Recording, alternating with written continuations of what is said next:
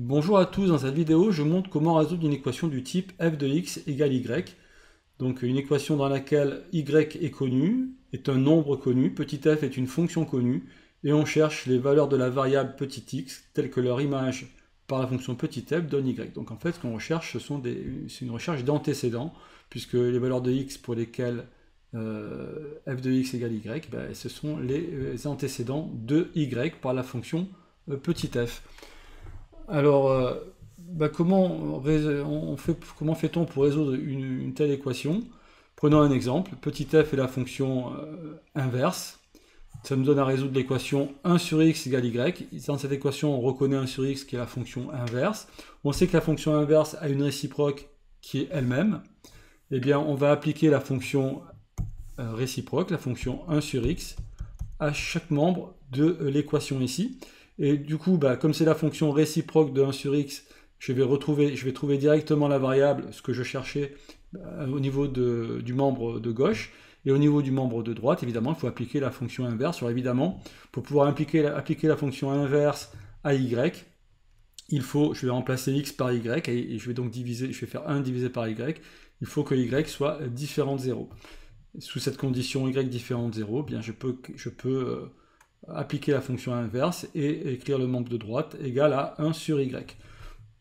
Au niveau des conditions d'existence de cette équation, il fallait également que x soit différent de 0, sinon je ne peux pas écrire 1 sur x. La fonction inverse étant définie que pour des valeurs de x différentes de 0. D'ailleurs, son ensemble d'images est aussi tous les nombres sauf 0. On n'a aucun nombre, aucune valeur de x qui, lorsque je la remplace ici, qui vous nous permettre de trouver 1 divisé par ce nombre égale 0. Quand y égale 0, si on fait y égale 0, l'équation n'a pas de solution, pour dire les choses plus simplement. Ben voilà, c'est bien une équivalence. J'ai appliqué une fonction, la même fonction sur... En fait, ici, ce qu'il faut bien comprendre quand on résout une équation, et c'est ça peut-être qui manque souvent aux élèves, c'est que tout ça, c'est un nombre, et ça, c'est un nombre. Et j'applique une fonction à un nombre. Et que fait une fonction lorsqu'on lui donne un nombre en entrée? Donc, on met une valeur à la variable. Eh bien, elle nous calcule l'image. Voilà, tout simplement. C'est juste ça. Et alors, si évidemment j'ai le même nombre, j'applique une même fonction à un même nombre, j'obtiens ici deux membres qui sont également égaux. Donc, quand j'applique la fonction 1 sur x de chaque côté, j'ai bien une implication. Cette implication est une équivalence, et c'est acquis automatiquement, parce que cette fonction inverse admet une réciproque. La réciproque, c'est elle-même. Et si je pars de l'équation maintenant qui est à droite, si j'applique la fonction réciproque qui est encore une fois la fonction inverse ici, bien je vais retrouver l'équation de départ. Donc on voit bien qu'on a une équivalence, on s'est allé dans un sens et dans l'autre. D'accord? Ce qui fait que l'ensemble des solutions, l'ensemble des valeurs de x qui répondent à cette équation-là, c'est le même ensemble de solutions, et c'est pour ça qu'on dit que deux solutions équivalentes ont le même ensemble de solutions. Voilà, on a isolé x, on a résolu le problème. Alors, fonction x au cube, c'est le même combat. On veut résoudre, supposons par exemple qu'on va chercher les antécédents d'un nombre y par la fonction x au cube, c'est cette équation qu'on doit résoudre. Eh bien, on reconnaît sur le membre de gauche la fonction cube, on va appliquer la fonction réciproque de la fonction cube pour pouvoir isoler le x. La fonction réciproque, c'est racine cubique de x, et je retrouve x sur le membre de gauche. Et évidemment, il faut que j'applique cette fonction-là également au membre de droite, et j'obtiens ce résultat-là. Et c'est terminé, j'ai résolu mon équation. On a bien une équivalence, parce que je sais aller dans l'autre sens. À partir de cette équation à droite, je sais retrouver l'équation de gauche en appliquant à chaque membre de l'équation la fonction réciproque, voilà, qui est justement x au cube. Voilà, que dire d'autre? Voilà. En fait, ici, on n'a aucun problème de condition d'existence, puisque la fonction racine cubique est définie, et la fonction x au cube sont définies pour toutes les valeurs de la variable, toutes les valeurs de grand R. Et on a bien des fonctions qui sont réciproques l'une de l'autre. La fonction racine carrée de x, c'est bien pareil. On va résoudre racine carrée de x égale y, on va chercher les valeurs de la variable x telles que racine carrée, l'image de x par la fonction racine carrée est égale à y.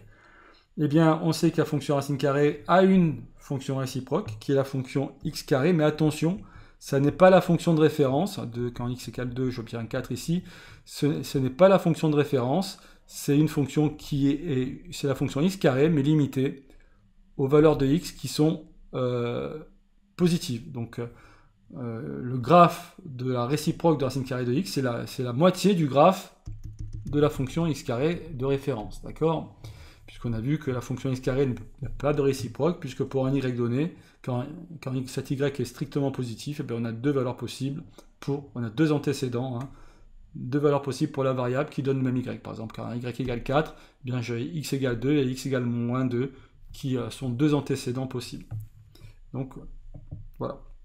Mais la fonction racine carrée a une réciproque qui est la fonction x carré, mais attention, cette fonction x carré ne fonctionne que pour des valeurs de la variable qui sont positives. Bien retenir ça. Donc quand je l'applique, je peux l'appliquer à racine carrée de x, puisque racine carrée, c'est un nombre racine carrée de x, c'est un nombre positif. J'obtiens x sans aucun problème. Par contre, pour l'appliquer à y, il faut absolument que y soit positif. Sinon, je vais utiliser la fonction de référence qui est définie pour toutes les valeurs de x, et ce n'est pas cette fonction-là qui est la fonction réciproque.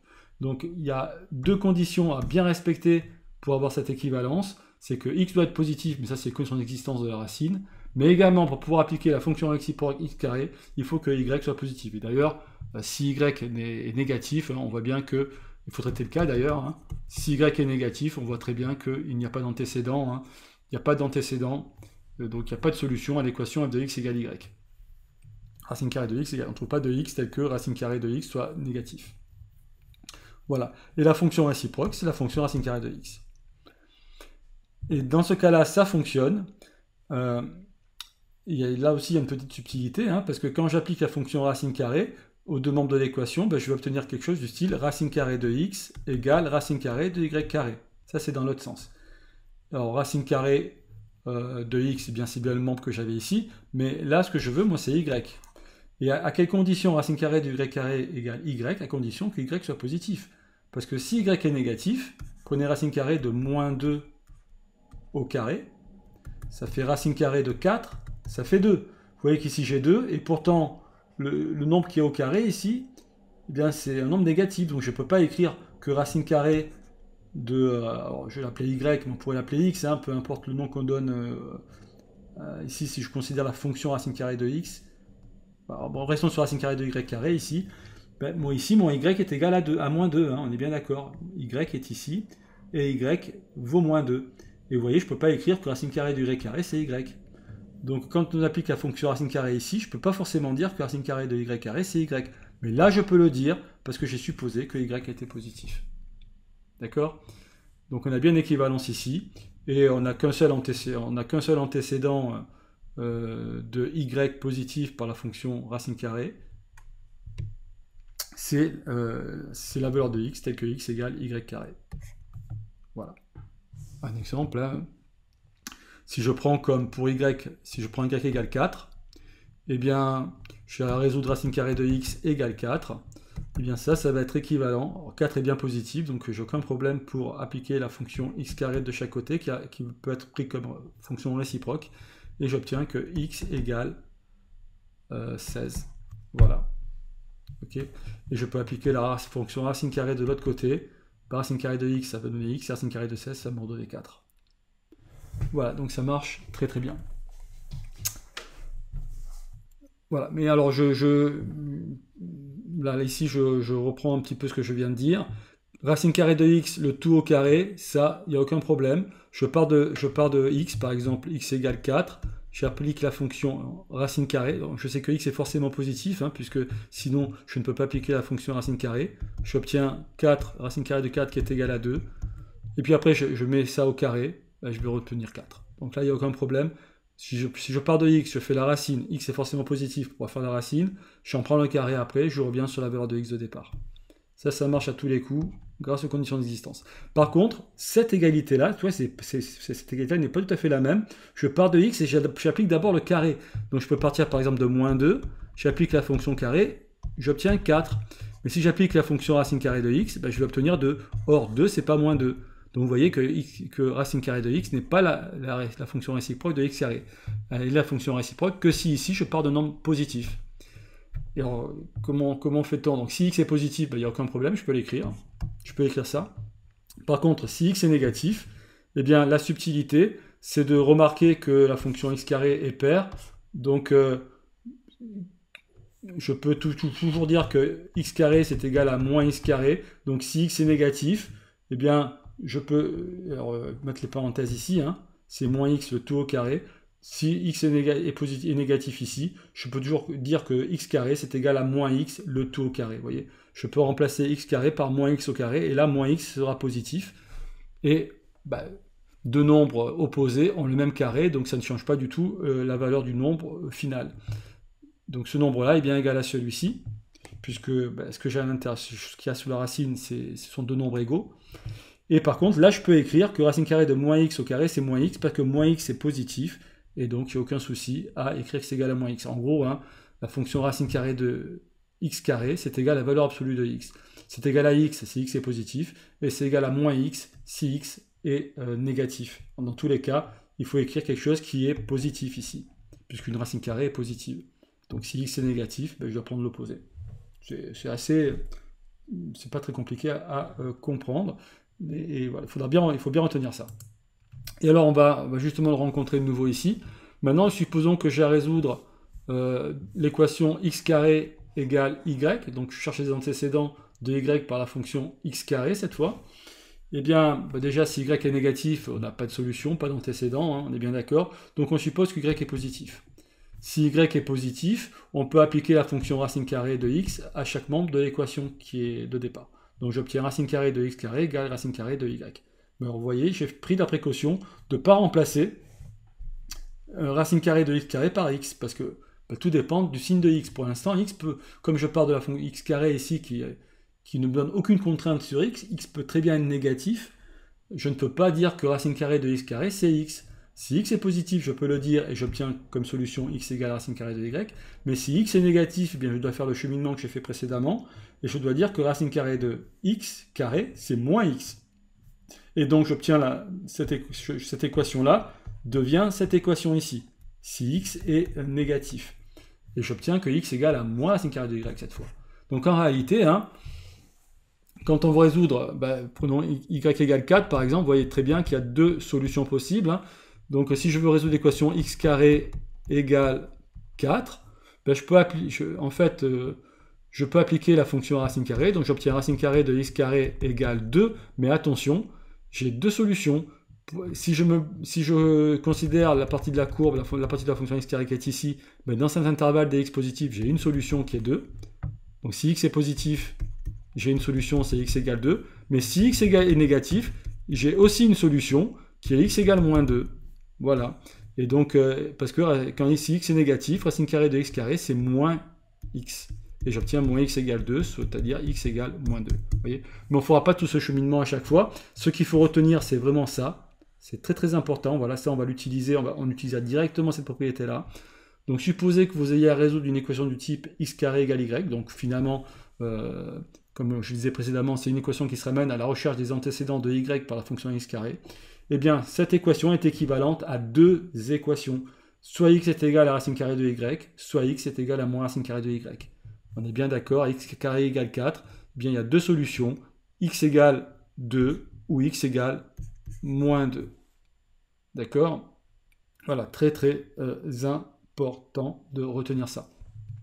Et en fait, on a le même type de solution quand on veut chercher les antécédents de valeur absolue de x. Donc les valeurs de x pour lesquelles valeur absolue de x égale y, là aussi, hein, c'est immédiat. Hein. Par exemple, si y égale 3, il y a deux solutions. C'est soit 3, soit l'opposé de 3. Et donc, quand on a valeur absolue de x égale y, eh bien, soit x égale y, soit x égale moins y. Donc bien retenir ces propriétés-là. C'est vraiment ça qu'il faut retenir lorsque vous aurez à résoudre des équations. Hein. Là, je suis un peu dans le cas général. Dans les exercices, je vous donnerai une valeur particulière pour y, mais il faudra être capable, si vous avez une équation du style valeur absolue de x égale 3 par exemple, alors forcément il faut que le nombre ici soit positif, s'il est négatif, il n'y a pas de solution puisqu'une valeur absolue ne peut pas être négative, mais si vous avez ça, vous devez me dire forcément que c'est équivalent à x égale 3 ou x égale moins 3. C'est ce réflexe-là qu'il faut que vous ayez au niveau pratique quand vous résolvez une équation avec une valeur absolue. De même, si vous résolvez une équation avec un carré, x carré égale 3, bien ça c'est équivalent à x égale racine carrée de 3 ou x égale moins racine carrée de 3. D'accord? Donc c'est bien ce réflexe-là qu'il faut avoir. Et évidemment, si je mets x carré un nombre négatif, vous me dites qu'il n'y a pas de solution directement, puisqu'un carré ne peut pas être négatif.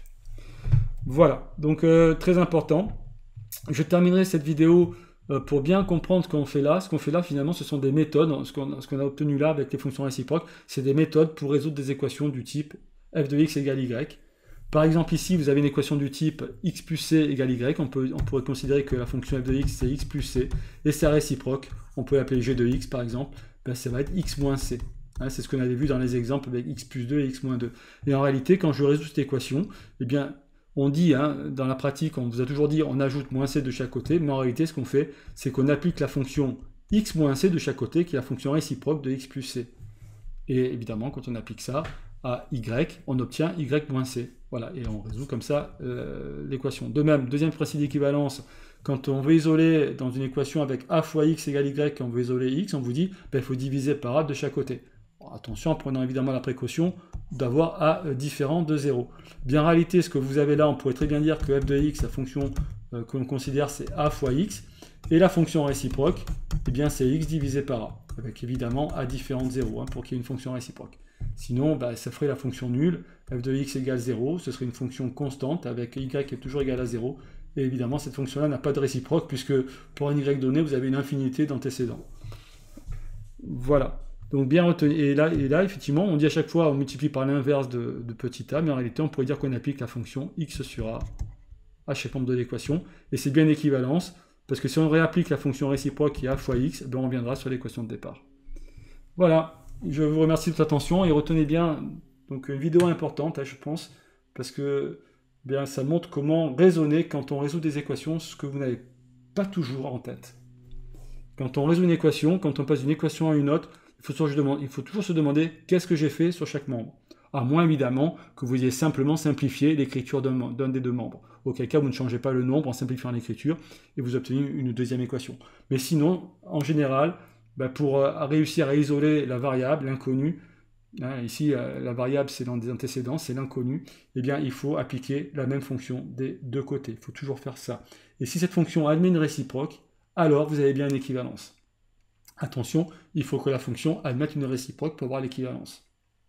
Ce qui n'est pas le cas, par exemple, pour la fonction valeur absolue de x, qui n'a pas de fonction réciproque, et c'est pour ça qu'on retrouve deux équations pour... au niveau de l'équivalence. Et de même, x carré, la fonction x carré, quand x peut être négatif, eh bien, elle n'a pas de réciproque. Par contre, si j'impose x positif, bien, donc, elle a une réciproque, qui est la fonction racine carrée de x. Voilà. Je vous remercie de votre attention.